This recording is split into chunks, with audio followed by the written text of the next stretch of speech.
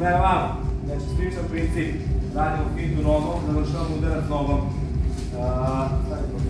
Ono što je opet bitno ovde, to je jasno kontragardovi, znači vi radite u vašem gardu, ovo je stanje u njihov gardu. Bez obzira, ova tehnika je, ako sam u njihovom gardu, još bolje prolazi ova tehnika na kontrašu, na desni ili desnom na kontrašu, nego ako smo u istom gardu.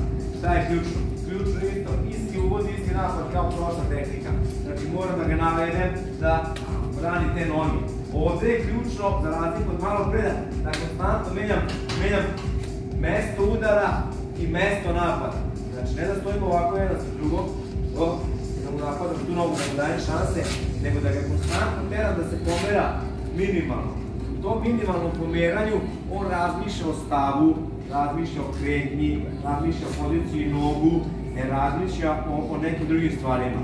A meni te druge stvari trebaju. Znači uvod je isti, uvod je low kick. Mogu napadati low kickom po prednjoj nozi, mogu napadati low kickom po zadnjoj nozi. Mogu cimati, šarati s jednom i drugom nogom.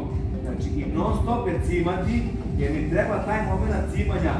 Sad ću vidjeti zbog čega. Znači ja cimnem, udarim.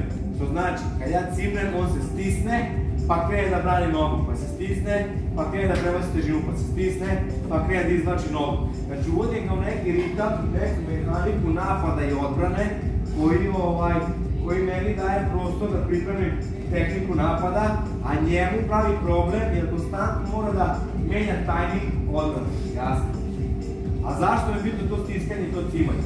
S tog razloga što ja napadam low kickom, sa zadnje noge. Znači ja sam kontragard, i prebacujem na high kick, to jest na question mark, kako ga sad ovi popularni MMA fanovi, question mark, pa da zato što ima neki oblik upitnika, ne znam, budalaštine, karate ima neki drugi naziv, ovo ima neki treći naziv, naziv je nebetan, bitna je forma, a forma je sledeća, noga mi kreće u ravan low kick, znači ne u otvoreni low kick kao pri tehnici čišćenja, nego u ravan low kick od dole.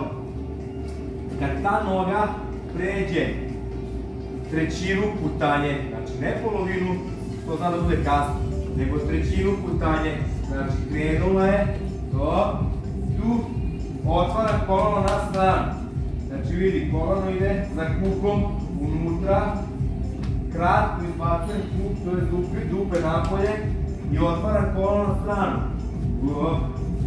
Kada otvorim kolano na stranu, pravim dodatnu rotaciju, znači dodatan prenos težine i ovo završavam nogom u glavu.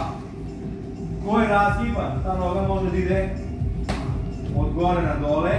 Ko nije razgiban, može da ide samo od dole na gore pod oštrim uglom. Bitno je da ima ovaj talas.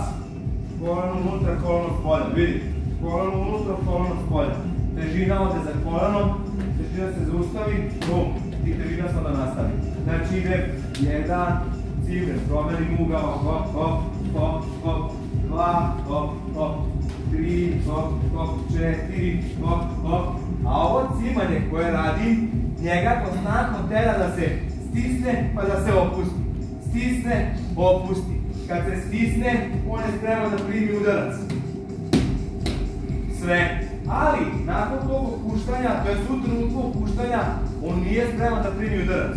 A ja ga nateram kikom da se stisne i onda otvorim kolanom i završim high kickom gore kad se opusti. I to je to. 1, hop, hop, hop, hop, hop, hop, hop. Idemo lagano.